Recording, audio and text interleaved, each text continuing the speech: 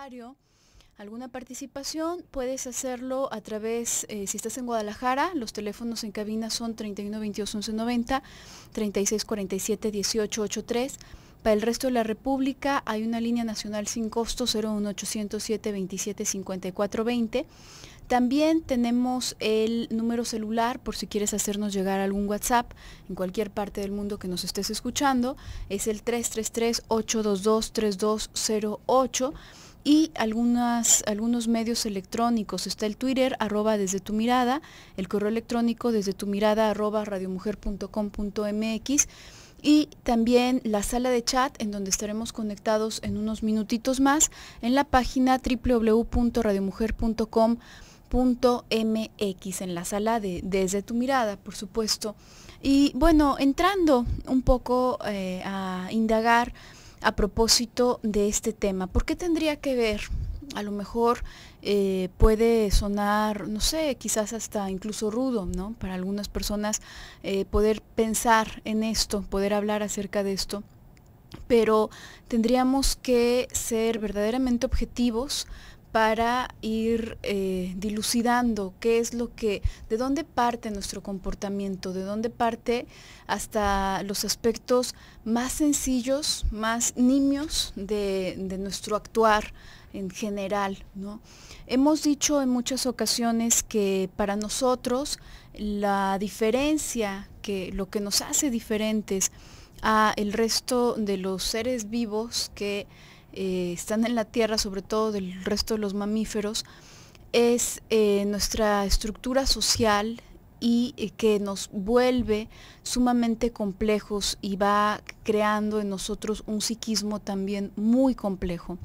Hay algunos otros animales que también viven en sociedad y las investigaciones han arrojado que ese comportamiento social también los complejiza de alguna manera, pero nunca al nivel que lo ha hecho el ser humano. Entonces esto es lo que nos vuelve complejos y esto lo que genera en nosotros que de ahí el hecho de que de pronto a estas alturas del partido, en este siglo, de todas maneras se sigue sintiendo como que fuésemos algo separado de los animales. Muchas personas hablan incluso es que el ser humano está destruyendo la naturaleza. Somos naturaleza, somos animales también que están habitando el planeta Tierra.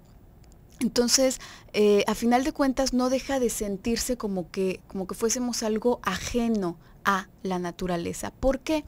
En verdad, esta estructura psíquica que poco a poco ha ido formándose, conforme va evolucionando la civilización, va asentándose cada vez más, sí nos aleja un poco, pero solo psíquicamente, de la naturaleza.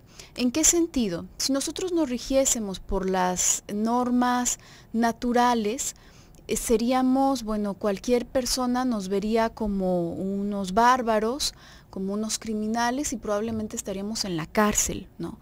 ¿Por qué? Porque los animales, si utilizamos nuestra terminología, roban, violan, matan a las crías y hacen un montón de cosas que lo pasamos por alto y nos resulta la cosa más natural entre la fauna salvaje, porque en verdad es la cosa más natural, ¿no? La programación, en tanto que la naturaleza y el instinto nos aporta, es sobrevive, reprodúcete y ya, ¿no? Ya una vez que hiciste eso puedes morir en paz y tus sucesores tendrán que hacer exactamente lo mismo.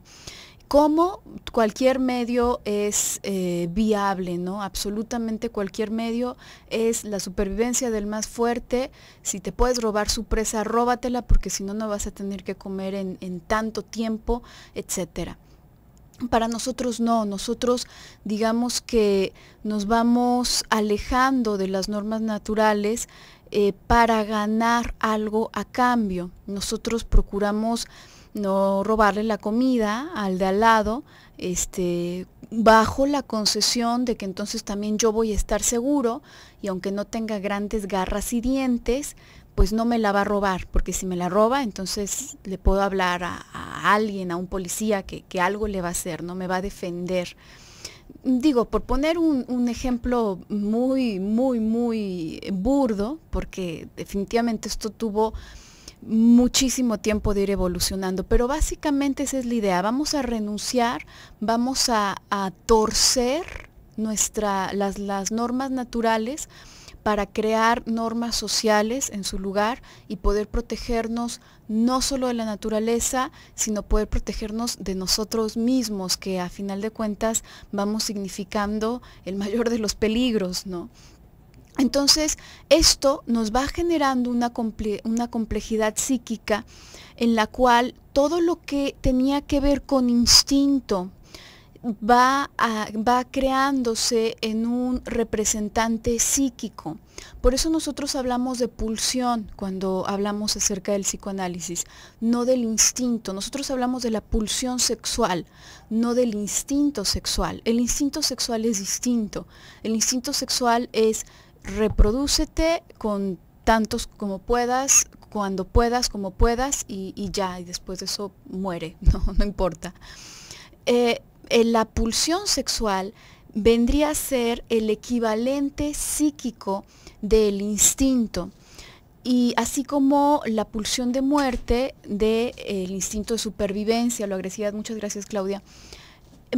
¿Y qué diferencia hace esto? Verdaderamente hace una diferencia radical, porque entonces nosotros no nos quedamos únicamente en el nivel de necesitar comida, necesitar refugio o necesitar reproducirnos, sino que trasciende al punto de desear comida, desear un lugar en donde me pueda sentir seguro y desear a las personas que están alrededor mío. Crear vínculos afectivos, crear vínculos amorosos, se va ramificando entre el amor tierno, el amor erótico, el amor al trabajo, el amor a muchas cosas. Gracias a este trascender, gracias a este movimiento, nos vamos diversificando. Pero, ¿cómo es que somos capaces de hacer eso, a final de cuentas? Nada más porque obtuvimos lenguaje, nada más porque nos distanciamos un poco de estas normas naturales. No, realmente obtuvimos todo esto porque gracias a esas normas y gracias a ese tipo de organización, muchas cosas, muchas de las necesidades básicas las tuvimos por ciertas, las tuvimos ya seguras. Yo no puedo empezar a desear nada, no puedo empezar a crear filosofía, a crear arte, si verdaderamente estoy en peligro de morir de hambre. Primero necesito tener todas mis necesidades básicas cubiertas, y una vez que esas necesidades están cubiertas, puedo brincarme a los deseos. Antes no. Vamos a ir a un pequeño corte y regresamos.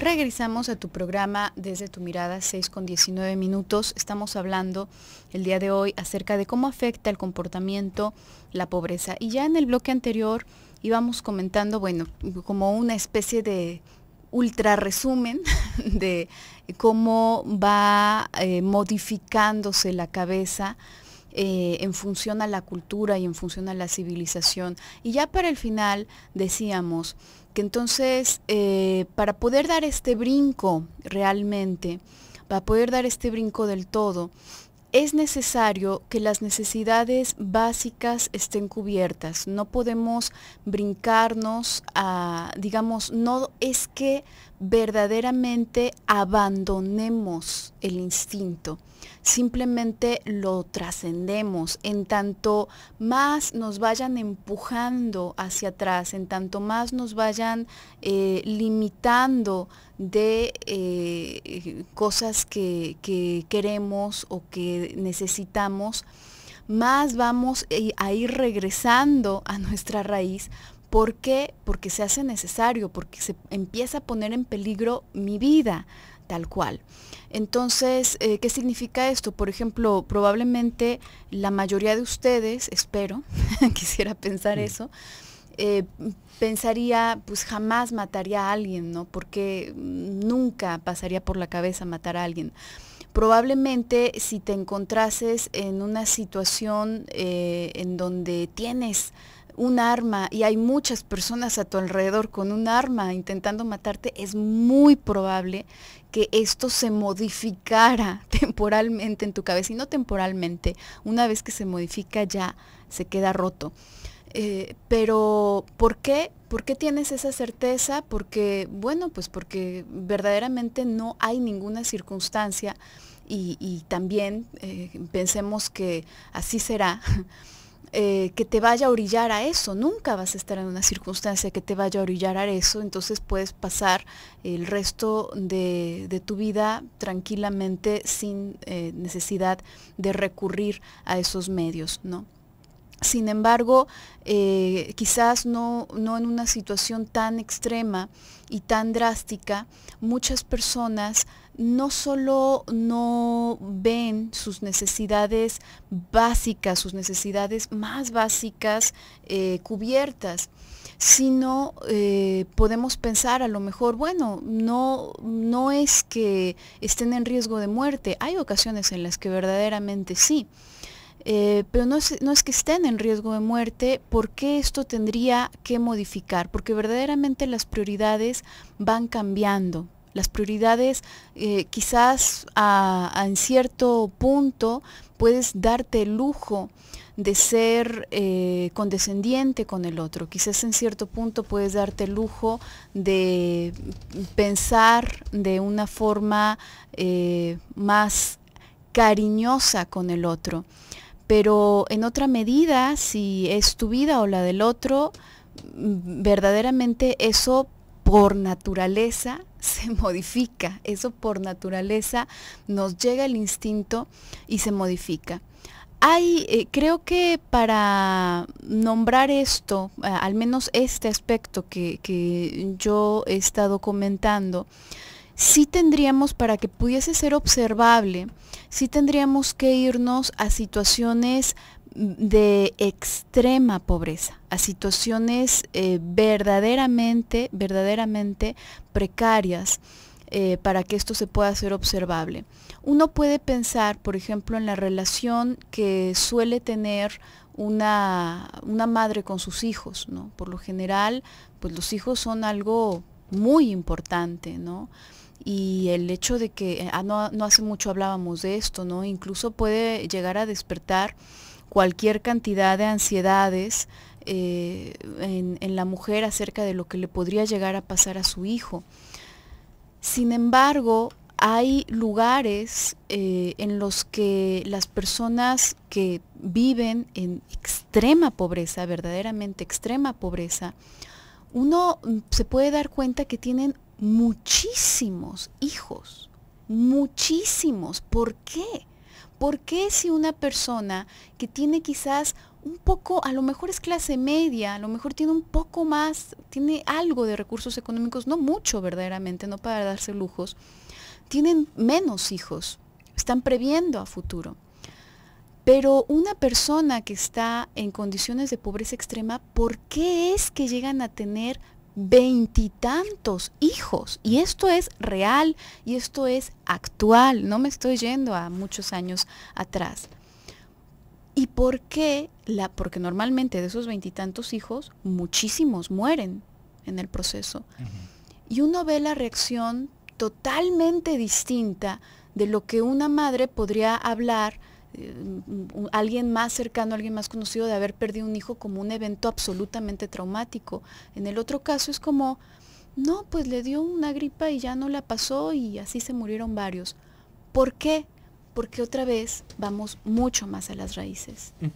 Ahí lo que estamos viendo es, digamos, un pensamiento más primitivo, en donde no se están identificando individuos, sino que es más bien qué tanto sobreviven, ¿no? Exacto. Tengamos 20 y sobreviven fuerte. 10, ¿no? Y los que murieron, pues murieron porque no iban a vivir después de eso, ¿no? O sea, realmente los alcanzó la selección natural. Y es una cosa triste de escuchar, hablando entre humanos, pero nos vamos dando cuenta cómo ahí está el aspecto genético, el aspecto animal real que todos tenemos, ¿no? Y cómo se va manifestando en este tipo de situaciones. También dentro de esta misma dinámica, tendríamos que entender, a mí algo que me llama mucho la atención, que siempre salimos con el ejemplo, ¿no? De la película de los Miserables, la película hoy de la novela de Víctor Hugo de Los Miserables. Siempre salimos con ese ejemplo, ¿no? ¿Qué pasa, por ejemplo, en esa novela con Jean Valjean, ¿no? Que roba un pan porque estaba muriendo de hambre. Podríamos hablar de que roba un pan. Eso es todo, digamos, como todo el argumento de la historia y muchas otras historias alternas, ¿no? Pero realmente se está robando cuando estamos en necesidad. ¿Qué es lo que qué argumentamos en ese momento? Por ejemplo, si yo estoy muriéndome de hambre y me robo una fruta de un árbol que no es mío, ¿estoy robando? Y uno podría decir, claro que estoy robando. Otro podría decir, no, por supuesto que no está robando porque yo lo necesito más. Pero ahí tendríamos que ver cómo hay ciertos niveles, no lo podríamos poner en cualquier persona que igual y no gane un salario mínimo, no, sino que más bien, esto no es una cuestión de dinero, sino más bien como de maduración y de qué tan primitivo estamos viendo ese aparato psíquico. Puede quedar tan primitivo en el sentido en el que ni siquiera está el aspecto ético, digamos como perverso de robar. Yo lo tomo porque lo necesito, porque siento necesidad, no porque quiera hacerle daño al otro, que a final de cuentas es lo que hablamos nosotros con el asunto de la perversión, con el asunto de la renegación de la ley. Ahí el asunto es transgredir, no comer, ¿no? Cuando estamos hablando de comer, si lo vemos desde un punto de vista práctico, sí es robar porque no era nuestro, pero la intención no es robar, la intención es sobrevivir. Y cuando la intención es sobrevivir, no estamos brincándonos esa parte ética, tal vez que lo estaríamos pensando. O podremos ver otra situación extrema, las personas que quedan varadas en los Alpes y que entonces comen los cadáveres de las personas que iban con ellos, ¿no? Ahí, ¿cómo lo podríamos argumentar eso? Por supuesto que hay un barrido de los límites y de los diques, pero no lo podemos juzgar de la misma manera, no lo podemos calificar igual, porque ahí es en donde está el meollo. Definitivamente la pobreza, la carencia de recursos, no nada más en lo económico, la carencia de recursos nos va regresando a la base animal de nuestro organismo y de nuestro aparato psíquico, y no se puede juzgar igual. Es lo mismo que cuando hablamos de repente que un niño se roba algo. Un niño sí se lo está robando, pero no es igual que un adulto, no es en este mismo sentido. ¿Por qué? Por lo primitivo de su aparato psíquico. Otra cosa que podríamos encontrar dentro de ese mismo acomodo, tal vez de carencias, es ahora sí una situación de perversión bien asentada alrededor de la injusticia social. Esto es una cosa muy, muy, muy difícil de lidiar y muy grave para los países como el nuestro, que tienen un porcentaje tan grande de personas que están en una pobreza extrema. ¿Por qué? Porque no solamente vamos a ver a este hombre, digamos, puro de corazón y de intenciones, como Jean Valjean, ¿no? que se roba un pan, sino que estamos viendo más bien la acción de un organismo, de un aparato psíquico, que se ha armado alrededor de la envidia y de la injusticia que siente que ha vivido. No solamente de la situación, sino ahora me la voy a cobrar. Ahora yo voy a tomar eso porque a mí me toca, porque a ustedes ya les tocó. Y eso es una cosa peligrosísima, porque ahí ya realmente estamos llevando a los seres humanos, a un ser humano, al límite en donde se cruza su instinto, su necesidad y su inteligencia, y se vuelve muy, muy, muy peligrosa esta situación. Vamos a estar hablando de esto, así que quédese con nosotros. Vamos a ir a un pequeño bloque comercial y en un momentito continuamos.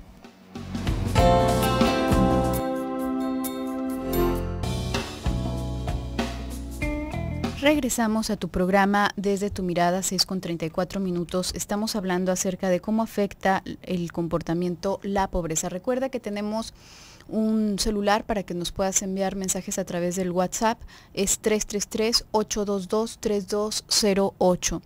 Y continuando con este tema, lo que estábamos hablando en cortes pasados, decíamos, cuanto más restringidas se ven las posibilidades de estar a gusto, de estar relajados, sabiendo que tenemos las necesidades básicas cubiertas, más nos obliga a ir retrocediendo a cualquier ser humano. Esto a cualquier ser humano, pero hay seres humanos que viven en estas condiciones desde el momento de su nacimiento hasta su adultez. Pero ¿qué pasa aquí? nunca regresamos de lleno a la raíz.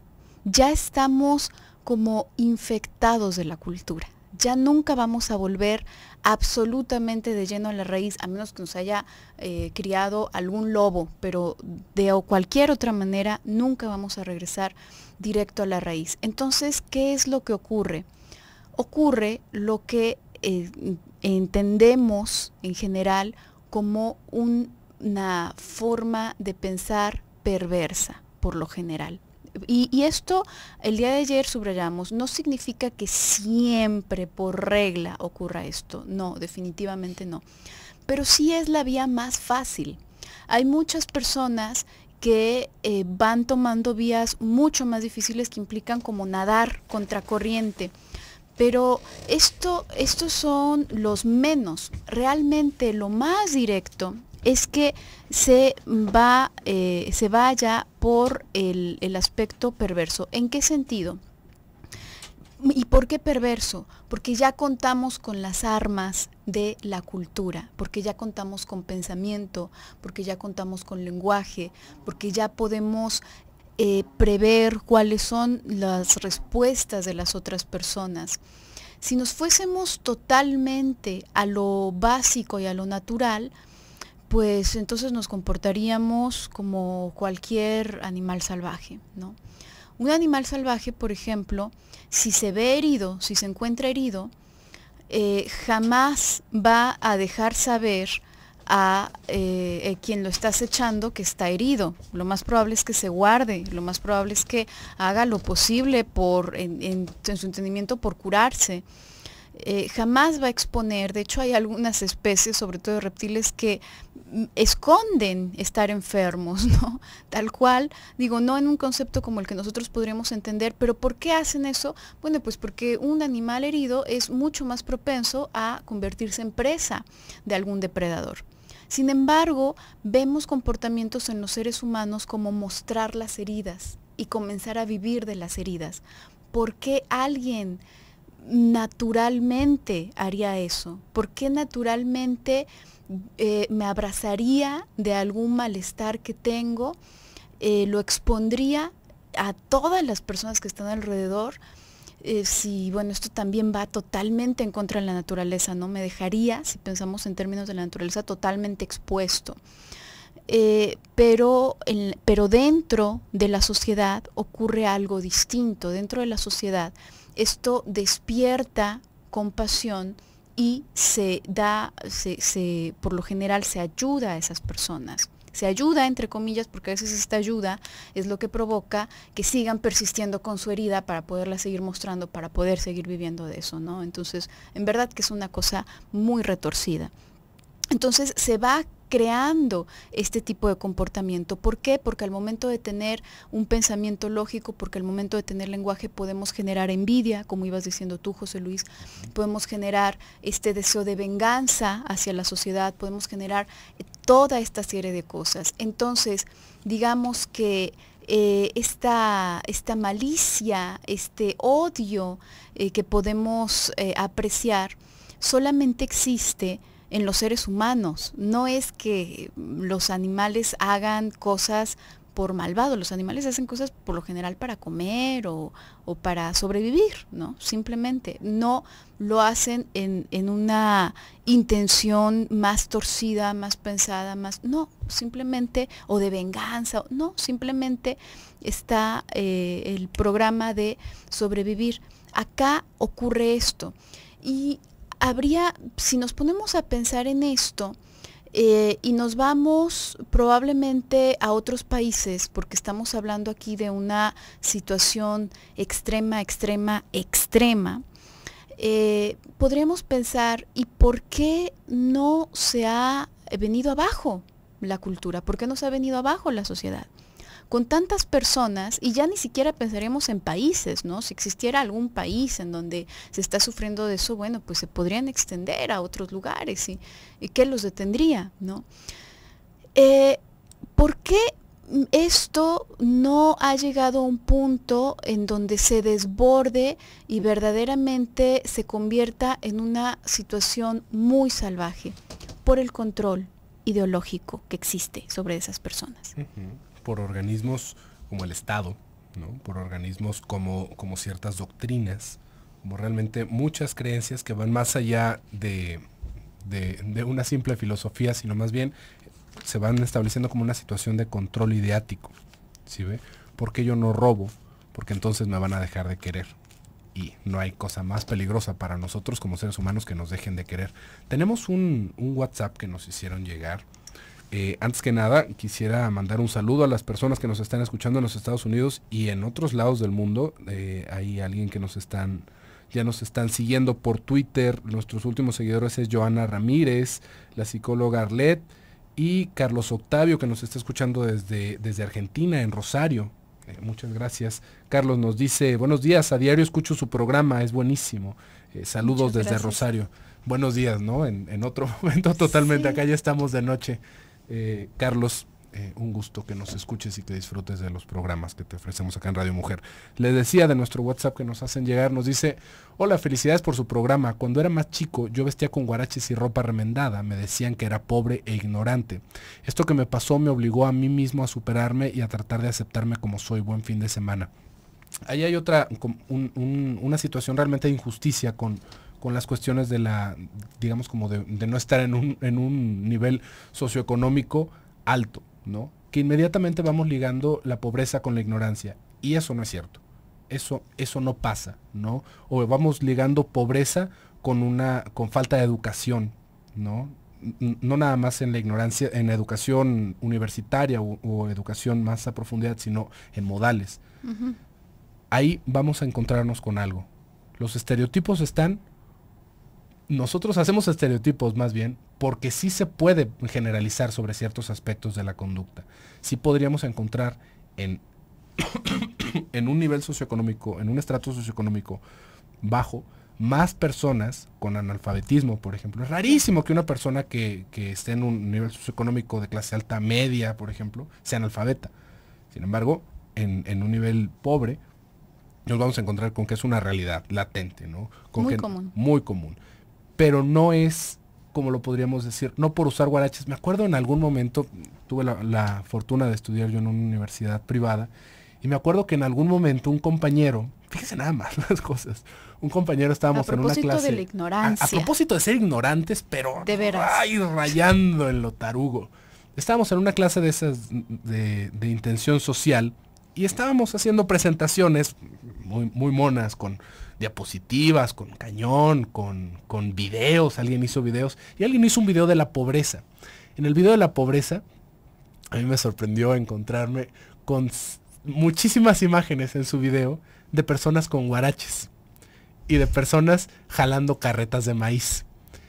Los pobres que tienen maíz, no, son campesinos. Los campesinos usan guaraches, no van a utilizar zapatos de charol, ¿verdad? No van a utilizar casimir. Se usan guaraches porque es un trabajo de campo. Y esos son aditamientos de campo. Pero inmediatamente lo ligamos, y eso es lo que estaba queriendo recuperar con tu participación, que es que usa guaraches, es que ha de ser pobre. No. Ahí tendríamos que ver cuál es el contexto cultural en el que se está usando guaraches, ¿no? Y realmente ¿Cómo vamos haciendo estas clasificaciones estúpidas de decir, es que si usa guaraches es pobre, es que a una persona se le puede conocer por su calzado, que realmente nos van hiriendo en nuestra autoestima muy profundo, ¿no? Y que realmente pueden generar situaciones traumáticas con las que tenemos que aprender a vivir, ¿no? Con las que de una o de otra manera nos tenemos que anteponer, pero no por superarnos de que, bueno, es que ya no uso guaraches, yo uso zapatos, sino realmente por poder entender nuestra identidad y poder sobrepasar esa idea de que lo que nos construye es el dinero. Realmente nuestra cabeza se construye con muchísimas cosas más que no tienen que ver con el dinero. Vamos a hacer un pequeño bloque comercial, en un momentito continuamos.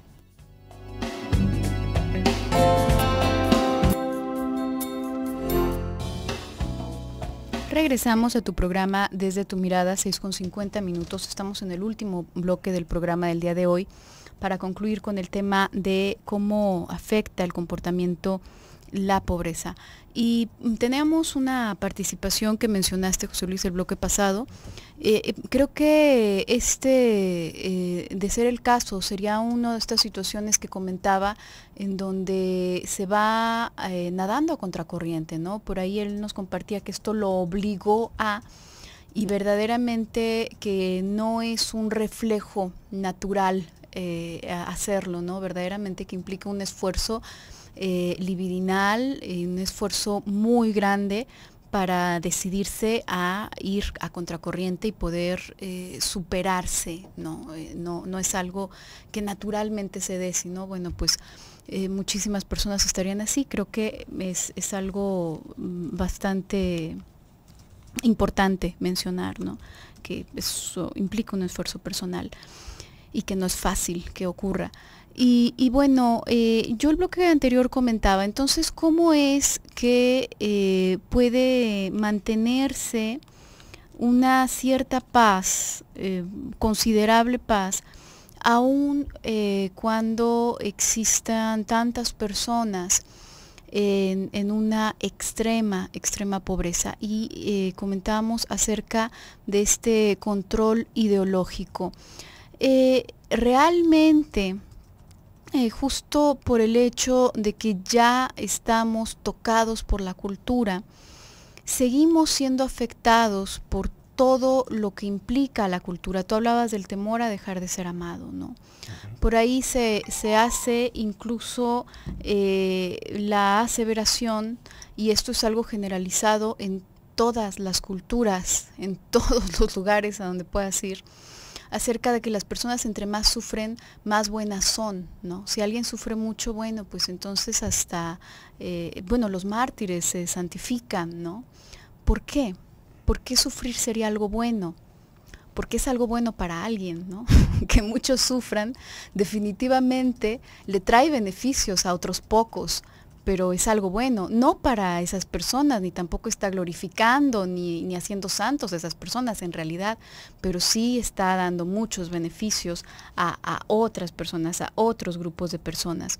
Entonces esto no solamente se controla, sino que se mantiene. ¿Por qué se mantiene esto? Decíamos hace un momento, por lo general las personas con menos recursos económicos tienen más hijos. ¿Por qué es esto? Porque evidentemente al tener más hijos quedan aún más desprovistos, los recursos se aminoran aún más porque se tienen que repartir entre más personas y las vidas de esas personas corren más peligro en consecuencia. ¿Por qué ocurre esto? Se multiplica cada vez más y más, ¿no?, esta situación de pobreza. ¿Y por qué se mantiene eso? ¿Por qué se sostiene? ¿Por qué las distintas culturas, por qué las distintas sociedades lo sostienen cuando incluso hay medios tan eficaces para controlar el tipo de pensamiento y la modulación, digamos, moral de las personas? Bueno, pues digo, si es tan fácil hacer pensar a tantas personas que sufrir les va a hacer mucho bien y que son mejores que el resto de las personas porque están sufriendo, debe de ser igual de fácil transmitir, en lugar de ese mensaje, transmitir un mensaje acerca del control de natalidad, por ejemplo, ¿no? Y en realidad sí es igual de fácil, pero no es igual de eficiente. Una vez más, para las clases apoderadas, para las clases que se ven más beneficiadas de tener más cantidad de personas controlables y dóciles ante sus palabras y ante las promesas que puedan hacer, ¿no?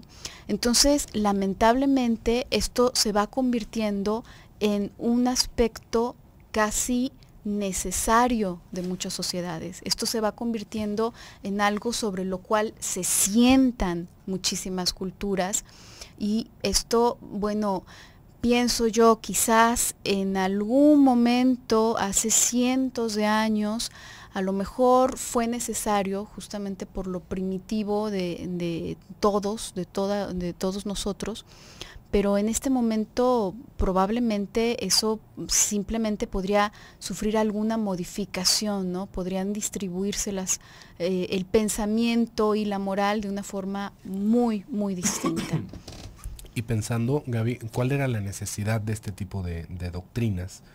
Tendríamos que pensar también cuál era la necesidad de nuestros antepasados de controlar su ansiedad ante las cosas que no sabían, ante, digamos, los peligros tanto externos como internos, ¿no? Las ganas, nuestro instinto, nuestra pulsión que se nos echaba encima, las ganas de destruir, y esto de alguna manera fue dando una estructura que ya nos ha durado como especie, déjeme le digo, ya a estas alturas vamos viendo cada vez más cómo hay un pensamiento más centrado en otras cosas, centrado en la ética más que en el miedo, pero aún así vemos que hay un rezago grande en este tipo de situaciones, ¿no? En cómo se van tomando este tipo de ideas.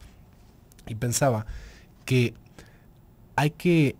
¿cómo lo podríamos decir? Tendríamos que entender que aunque estemos en una situación de pobreza,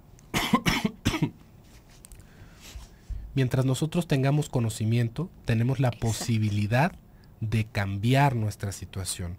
No porque entonces todos tengamos que ser multimillonarios, ¿sí ve? Eso es otra fantasía que de repente nos van vendiendo con ganas de manipularnos, sino que yo ya sé qué es lo que está pasando, yo ya sé lo correcto de lo incorrecto, yo sé de ética, sé porque siento empatía con los demás. Entonces no es una excusa tener pocos recursos, realmente no es una excusa. No es una excusa para darle vía libre a la perversión. Eso es algo que también nos vamos contando y que también de alguna manera, fíjese cómo dentro de estas mismas doctrinas vamos encontrando razonamientos como no importa lo que hagas mientras te arrepientas. Eso no.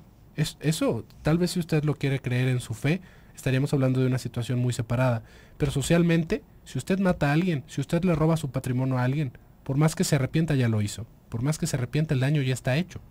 ¿Sí ve? Ahí no hay vuelta para atrás. Aquí, entre nosotros, entre la gente, en lo mundano, no hay vuelta atrás.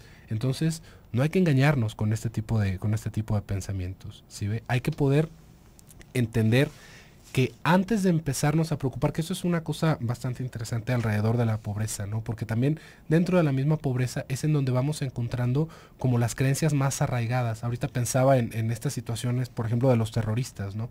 ¿Usted cree que esas personas tengan muchos carros y muchas casas? No, realmente vamos viendo cómo la gente se fanatiza ante la necesidad de poderse agarrar de algo.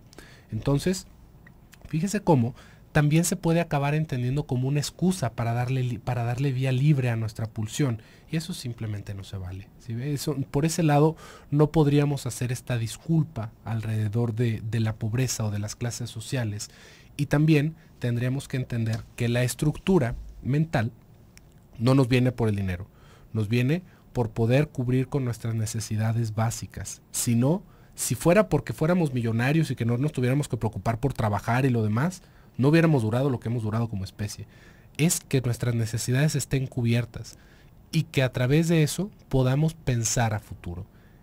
No quiere decir que no vamos a sentir envidia, sino que realmente este tipo de envidia no nos va a manejar, no nos va a mover en el mundo. Y tenemos aquí algunas participaciones antes de irnos. Con ganas de hablar un poquito más de esto. Seguramente vamos a poder hablar un poquito más en otros días. Nos manda un saludo Marta. Hola Marta, muchas gracias por escucharnos. Nos mandan también, muy interesante el tema, saludos desde el DF, muchísimas gracias por escucharnos. Y bueno, pues por el día de hoy se nos está terminando el tiempo. Es bastante interesante pensar un poquito fuera de la caja, ¿sí ve? No porque haya una postura correcta o incorrecta, sino intentar pensar más allá de que si somos pobres o los ricos o nosotros los pobres, sino que, como le estaba diciendo, nuestra cabeza se nutre de muchas cosas más que no tienen que ver con el dinero. Y si usted, bueno, ya ahorita terminando el programa, nos está escuchando desde algún otro lado y quiere participar con este tipo de programas, le recuerdo que tenemos nuestro correo electrónico desde tu mirada @radiomujer.com.mx para que usted nos mande sus participaciones y nosotros las podamos leer, aunque no estemos en el mismo uso horario. Por el día de hoy nos tenemos que despedir. Yo soy José Luis Amarripa. Yo soy Gabriela Maldonado. Hasta luego.